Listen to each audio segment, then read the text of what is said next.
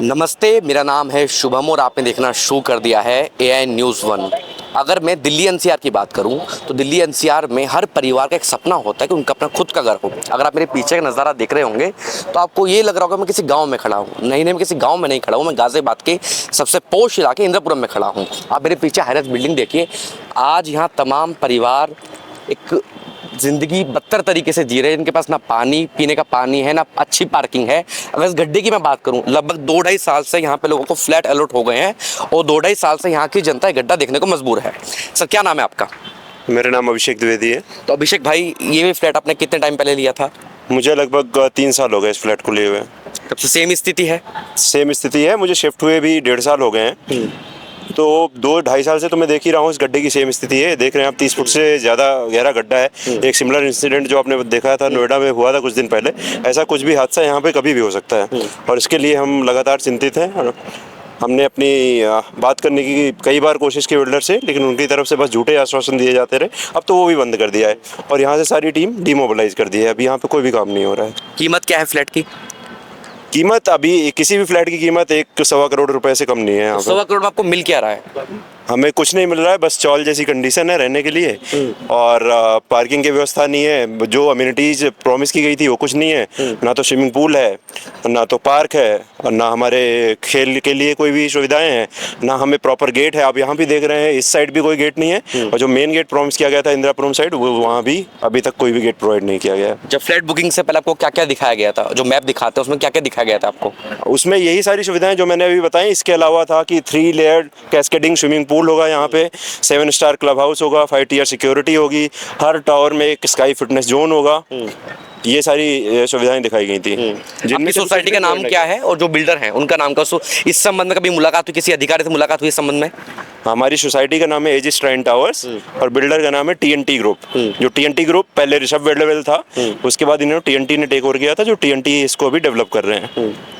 हमने अधिकारियों से मुलाकात करने की कोशिश की, हमने अपने ग्रीवेंसेस पहुंचाए हैं उन तक, लेकिन अभी तक अनफॉर्चुनेटली कोई एक्शन नहीं लिया गया है। कितने समय से आप बात करने की कोशिश कर रहे हैं अधिकारियों से? लगभग 1 साल तो हो गया। कोई रिस्पॉन्स नहीं आया आज तक? नहीं, कोई प्रॉपर रिस्पॉन्स नहीं आया। अच्छा, उम्मीद है जब आप कोई इंसान 1 करोड़ रुपए फ्लैट में खर्च करता है तो इन दुविधा देखने के लिए खर्च करता है? नहीं, डेफिनेटली नहीं करता है। हम लोग तो एक अच्छी लाइफस्टाइल का सपना लेके ही यहाँ पे आए थे और वो बच्चों के लिए जो सारी सुविधाएं हैं, जो पेरेंट्स के लिए सारी सुविधाएं होनी चाहिए, कुछ भी नहीं है इनफैक्ट। बस किसी तरह अपना रहने के लिए मजबूर हैं हम लोग यहाँ पे। जब बारिश पड़ती है तब क्या स्थिति होती है? बारिश में ये गड्ढा में पानी भर जाता है और ये आप देख रहे हैं, क्योंकि ये पेवमेंट भी कच्चा है तो ये सब स्लिपरी हो जाता है, चलने लायक रहता ही नहीं है।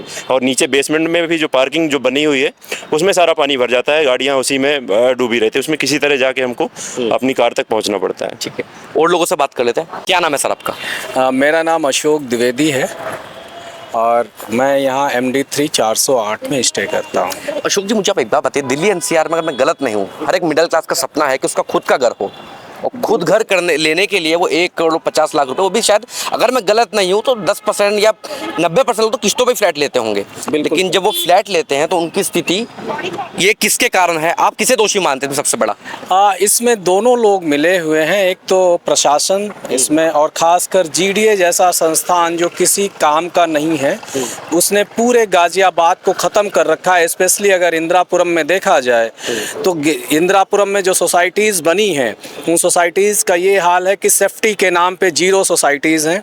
राइट, आज अगर कहीं फायर अब आपने लास्ट में एक फायर इशू देखा होगा, करीब 1 महीने पहले फायर जहाँ पे लगी हुई थी आशियाना में, और वहाँ पे उनके पास क्रेन्स भी नहीं है। तो जो सिस्टम है administrative system, that is a totally failure of administrative system.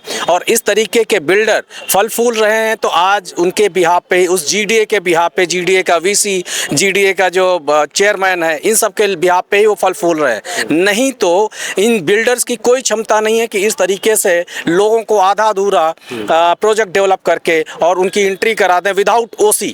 आज इस प्रोजेक्ट में OC भी नहीं है, CC भी नहीं है। हम लोग लाइफ थ्रेटनिंग से गुजर रहे हैं। यहाँ ना जाने कितनी कारें हैं जिनके शीशे टूट जा रहे हैं, ऊपर से सामान गिरता है, शीशे टूट जाते हैं। बच्चों के लिए खेलने के लिए आपने देख रहे हैं ना ये गड्ढे और ये सब लाइफ थ्रेटनिंग चीज़ें हैं। आँख क्यों नहीं खुल रही है प्रशासन की? आप कह रहे हैं कि आपने तमाम एप्लीकेशन लगाई हैं। हमने एप्लीकेशन, यहाँ तक DM साहब के आर्डर पे भी GDA एक्शन नहीं ले रहा है, ACP एक्शन नहीं ले रहा है। और यहाँ का जो एसडीएम है वो यहाँ देखने भी नहीं आता, फ़ोन करके बात करता, हाँ हाँ ठीक कल आएंगे परसों आएंगे, आज तक यहाँ तक पहुँचा भी नहीं है। अगर हम भ्रष्टाचार की बात करें, आपको नहीं लगता है जो कड़ी है वो नीचे से ऊपर तक की कड़ी जब मिली हुई बिल्कुल है? सही आप कह रहे हैं, इसमें कोई दो राय नहीं है कि पूरा नीचे से ऊपर तक पूरी एक चेन है, भ्रष्टाचार की कड़ी बनी हुई है और सब उसके पार्ट हैं, सब उसके पार्ट हैं। कोई एक नया अधिकारी आता है, वो अगर कभी एक्शन लेने की कोशिश भी करता है तो नीचे वाले उस एक्शन को ही क्लोज कर देते हैं। हमने जीडीए को इतने कंप्लेन दी है, इतने ज्ञापन दिए हैं जिनमें कम से कम 7 लेटर हमारे पास पड़े हैं और उसमें वो हर लेटर में केवल एक ही चीज लिखता है, जानते क्या होता है? वो डेट चेंज करता है, कंटेंट सेम है। हम आपको कंटेंट दिखाएंगे अभी। वो कहता है कि साहब ओसी नहीं है, वो लिख तो रहा है ओसी नहीं है, लेकिन वो ओसी कौन देगा? ओसी कैसे मिलेगी? इसका एक्शन, ये एक्शन कौन लेगा? हम तो लेंगे नहीं, ये तो उसी की जिम्मेदारी है, राइट? इसको टाइम पे कंप्लीट कराना उसकी जिम्मेदारी है, रेरा की जिम्मेदारी है। जो ये ठप्पा लगा के देते हैं कि हाँ इस प्रोजेक्ट को खरीद सकते हैं आप, ये उनकी जिम्मेदारी है। लेकिन ये प्रशासन पूरी तरीके से फेल है। अब जो लगा दिल्ली सब जितने भी फ्लैट्स हैं, अगर आप कहीं भी जाएंगे तो थोड़ी बहुत मूलभूत सुविधाएं वहाँ पूरी नहीं मिलेंगी आपको। जैसे आपने फायर ब्रिगेड की बात की, जो मैं रास्ता देखा मैंने आते हुए, तो फायर ब्रिगेड भी नहीं आ सकती आपके सोसाइटी में? नहीं तो आ सकती आज की डेट में।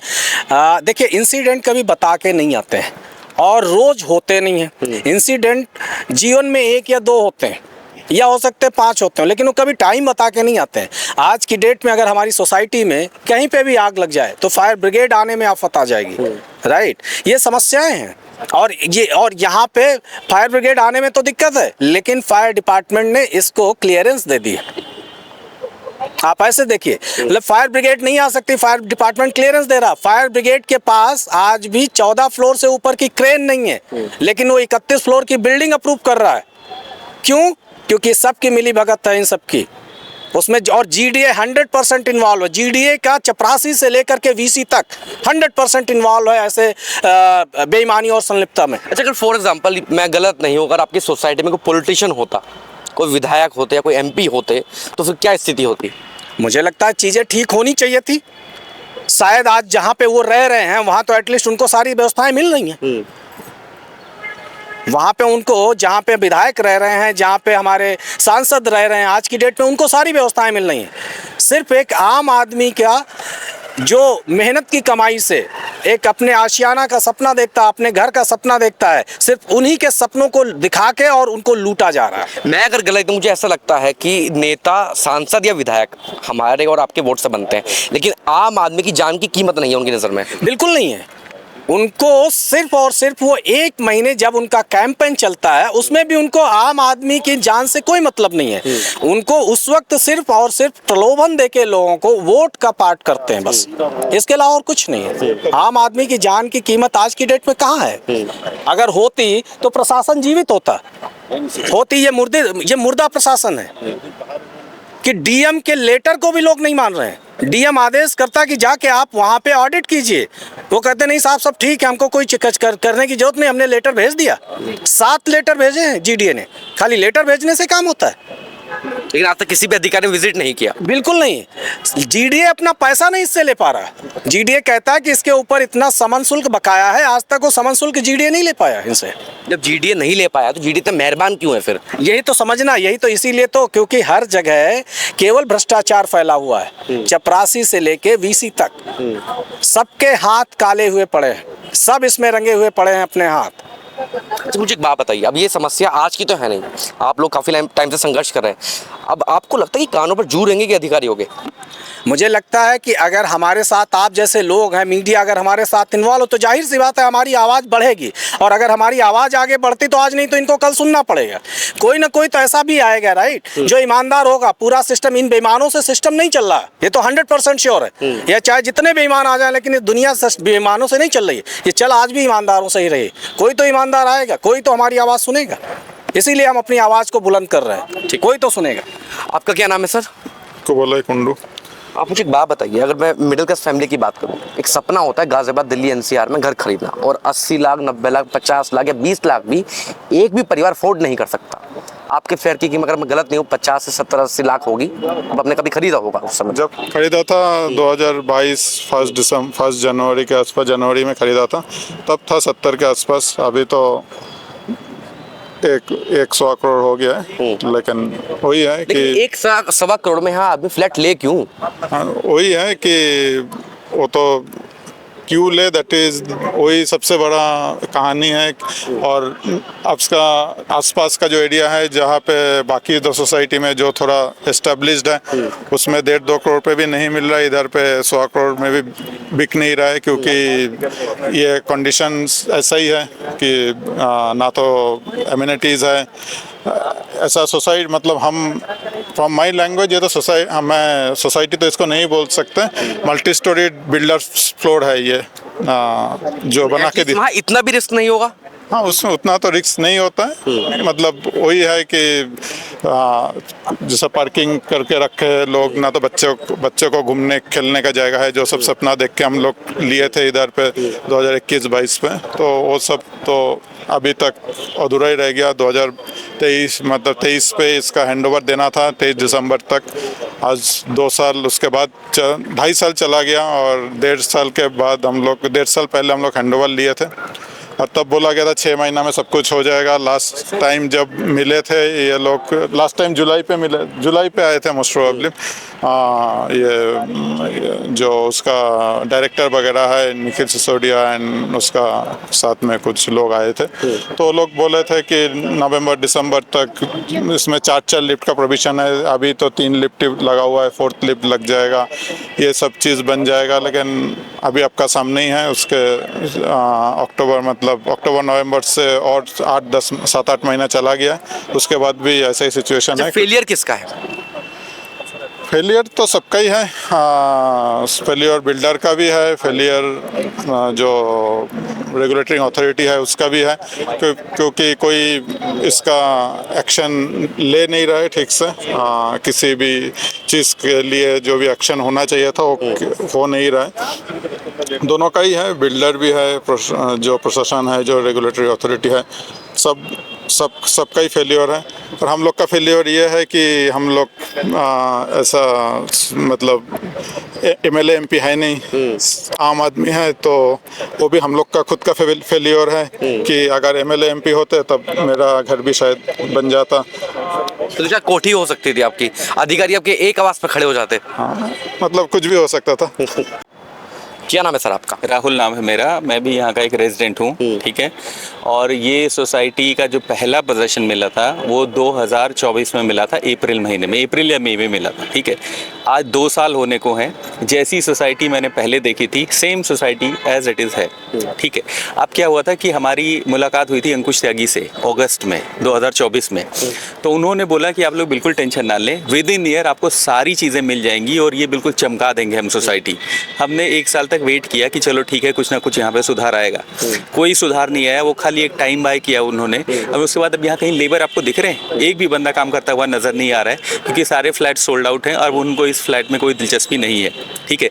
आए दिन यहाँ हादसे होते रहते हैं, कभी लिफ्ट गिर जाती है, कभी कुछ हो जाता है, यहाँ देख रहे हो आप पानी भर जाता है, दुनिया भर की बीमारियाँ फैलती हैं बारिश में, ठीक है। रात भर लाइट नहीं आती है यहाँ पे, DG पुराना लगा रखा है, पैसा पूरा ले रखा है सबसे, और उसमें क्या होता है कि रात में 3-3, 4-4 घंटे लाइट नहीं आती है यहाँ पे, और DG चलता नहीं है, और कोई यहाँ पे फैसिलिटी का बंदा अवेलेबल नहीं होता है। और सुबह वो रिप्लाई करता है क्या कि आप लोग बड़ी नेगेटिव बातें करते हैं। जो यहाँ का फैसिलिटी मैनेजर है, he does not deserve to be here, in fact he should be thrown out immediately, because उसका यहाँ पे कोई रोल ही नहीं है। लोग मैसेज करते रहते हैं, उसका कोई रिप्लाई नहीं आता। उसमें और भी इनके सीनियर डायरेक्टर्स हैं, वो भी एडेड हैं उस ग्रुप में जो इनका फैसिलिटी का है, लेकिन किसी का कभी कोई रिप्लाई नहीं आता, ठीक है। अब इनके जो डायरेक्टर हैं अंकुश त्यागी जी, उनके साथ में निखिल सिसोदिया और जो भी इनके थे बमोला वगैरह, तो इन लोगों ने क्या किया था, बोला था कि हम एक मीटिंग सेटअप करेंगे और आप लोगों को सारी चीज़ें हम बिल्कुल ट्रांसपेरेंसी रखेंगे। लेकिन उन्होंने फिर क्या किया, जब इन्हें लगा कि हम कुछ नहीं कर रहे हैं, तो उन्होंने वो मीटिंग बंद कर दी। और अब वो पिछले 1.5 साल से कोई सामने नहीं आया है, और ना तो वो किसी भी चीज़ पे कोई ध्यान दे रहे हैं। इतनी सारी चीज़ें हुई हैं लेकिन कोई प्रोग्रेस नहीं है सोसाइटी में, और ना तो नज़र आ रही है हमें कोई। अच्छा राहुल जी, मुझे एक बात बताइए, अगर फॉर एग्जांपल जैसा आपने कहा सोल्ड आउट हो गए हैं, तो आपको लगता है कि वो पूरा करवा गए ऐसा प्रोजेक्ट जो ग्रीनरी आप बता रहे हैं, इसकी बात आप कर रहे हैं? क्या होता क्या है कि जब हम कहीं घर खरीदने जाते हैं तो एक ट्रस्ट होता है कि चलो सब चीज़ें सैंपल बढ़िया दिखाया उसने, सैंपल और ब्रोशर बड़े अच्छे। और इन्होंने क्या किया था, पहले हमारी एंट्री इंदिरापुरम गेट से थी, तो वहाँ पे पूरा फाउंटेन लगा रखा था, एक नंबर का इन्होंने एंट्रेंस बना रखा था, और जैसे ही सारे फ्लैट सोल्ड आउट हुए सब हटा दिया। जैसे एक कॉमेडी चल रही थी वहाँ से, एक साजिश थी प्रोजेक्ट बेचने के लिए, जैसे सारी चीज़ें बिक गई उधर। फिर ये हम लोगों को बता रहे हैं कि अब यहाँ पे ये हमारी ज़मीन नहीं थी, किसी और की थी। जब आपने हमें ये प्रॉमिस किया था, क्योंकि हम लोगों ने ये फ्लैट लेने का मेन पर्पस था कि हमें इंदिरापुरम गेट से एंट्री मिलेगी। अब ये कनौनी में रहने के लिए हम यहाँ थोड़ी ना आए हैं, और वो गेट इन्होंने बोला कि वो ज़मीन हमारी नहीं है। Why did not you disclose this in the beginning, जब हमने वो फ्लैट खरीदे थे आपसे। अब आप हमें बता रहे हो 2 साल के बाद और कह रहे हो कि ये चल रहा है वो चल रहा है, कुछ भी नहीं चल रहा है, ना तो कोई प्रोग्रेस है, सिर्फ हमें घुमाया जा रहा है और कुछ नहीं है। सिर्फ ठगा गया है आपको। सिर्फ ठगा गया है, एक क्लियर चीटिंग है हमारे साथ ब्रॉड डे लाइट में, और कुछ नहीं कहेंगे। दैट इज द रीजन वो हमारे सामने भी नहीं आते, क्योंकि उनके पास कोई जवाब ही नहीं है। They are not coming to us. ये चक्कर चल रहा जैसे है। मैं पार्किंग का देख रहा था, आपकी पार्किंग जो है मेन गेट के पास ही लगी है। पार्किंग तो यहाँ पे क्या है कि स्पेस ही नहीं है, सिर्फ फ्लैट दिख रहे होंगे और गाड़ियाँ दिख रही होंगी आपको। ना तो यहाँ ग्रीनरी के लिए कोई जगह है, ना तो बच्चों के खेलने के लिए कोई जगह है। क्रिकेट ये वो पूल, हाँ बैडमिंटन कोर्ट कहाँ बनाएंगे? सारी तरफ तो गाड़ियाँ खड़ी हैं, वहाँ एंट्री के लिए जगह नहीं है आपको। यहाँ गड्ढा है, रात में अगर कोई गलती से, कभी कभी क्या होता है कि ये गाड़ी वहाँ घुस गई थी किनारे पे जो उन्होंने एंट्री बनाई है। ये आप देख रही हो मेन गेट है इनका, कितना शानदार बना हुआ है। तो मेन गेट तो मतलब ऐसा है कि कभी भी हादसा हो सकता है। मेन गेट तो ऐसा, जब बारिश होती है यहाँ पे पानी लगता है तो किसी को पता नहीं है यहाँ पे गड्ढा है। किसी दिन कोई इसमें गिर गया, कोई बाइक लेके गिर गया, तो कौन इसका जिम्मेदार होगा? ये वेट कर रहे हैं यहाँ पे हादसा होने का। अभी बीच में क्या हुआ था, एक बंदे का हार्ट अटैक आया, लिफ्ट नहीं चल रही थी इनकी, क्योंकि लिफ्ट इन्होंने 3rd क्लास की सारी लिफ्ट लगाई है, रोज उसकी मेंटेनेंस होती है और रोज वो लिफ्टें 3 से 4 घंटे खराब होती हैं। ये कंडीशन चल रही है यहाँ पे, मतलब किसी की कोई सुनवाई नहीं है, बस जैसे जैसे चल रहा है। एंड बिल्डर इज ऑल्सो, अच्छा हाँ, ये तो एक चीज़ है ही साथ में। ये क्या कर रहे हैं कि इन्होंने हमें बीवी में लिख के दिया था कि जब इनका OCCC आ जाएगा उसके 1 साल तक हमारा मेंटेनेंस उसमें इंक्लूडेड है in the price of the flat. इन्होंने जैसे ही पोजीशन दिया, from day 1 they have started charging CAM maintenance charge, और हम नहीं दे रहे हैं क्योंकि it's written in the BBA, you are violating your own BBA which you have given us. फिर भी वो सारी चीज़ें कर रहे हैं, रेजिडेंट को कह रहे हैं हम तुम्हें पोजीशन नहीं देंगे अगर तुम हमें मेंटेनेंस नहीं दोगे। तो ये सब चीज़ें ब्लैकमेलिंग चल रही है यहाँ पे। दैट इज फॉर एग्जाम्पल, आपको नहीं लगता कि जो 80 लाख में यहाँ फ्लैट खरीद रहा है वो गाजियाबाद में 1-2 करोड़ में तो आराम से कोठी भी खरीद सकता था? मिल सकता था, बट वही है ना कि हम लोग की किस्मत खराब थी। सारे लोग नहीं थे, बट जितने अनफॉर्चुनेट थे उन्होंने इस सोसाइटी में घर खरीदा है। सोसाइटी तो पर्सन इसलिए लेता है कि उसको बच्चे सिक्योर हो जाते हैं, अपना माहौल ठीक ठाक होता है। Exactly, सोसाइटी में लेने का मतलब होता है बच्चों को खेलने की जगह हो, पूल हो, स्विमिंग पूल हो, अच्छा कल्चर हो। ये थोड़ी ना कि रात में हम सो ना पाएं, दिन में हम बैठ के ये सब करें, प्रोटेस्ट करें। यही कहानी बन गई है लोगों की। यहाँ पे लोग जॉब करेंगे या बैठ के ये सब प्रोटेस्ट करेंगे बैठ के, क्योंकि और कोई चारा ही नहीं। हमने पैसे लगा रखे, हम तो फंस चुके हैं यहाँ पे। मैंने देखा बच्चों के जो झूले हैं उसमें हमें जनरेटर लगाया हो। एग्जैक्टली तो जनरेटर से जो गंदी स्मोक निकलती है वो सीधे बच्चों के उसमें जा रहे हैं, उनके हेल्थ का क्या होगा? मतलब दिस इज़ वन थिंग। क्या ये लोग कोई भी चीज़ बनाने से पहले एक बार सोचते हैं कि इसका रिपरकशंस क्या हैं? वहीं पे बच्चे खेल रहे हैं, वहीं जनरेटर आपने अपनी आंखों से देखा कि कैसे धुआं बिल्कुल उनके फेफड़े में जाएगा तो क्या होगा? तो हेल्थ हज़ार्ड्स इन सब को कोई भी इनके उसमें नहीं। पानी इतना गंदा आता है कभी कभी, जैसे सीवर का पानी आता है, उसके सैंपल हम आपको दे सकते हैं, जैसे लग रहा है कि वो नाली का पानी है। ये कंडीशंस हैं यहाँ पे।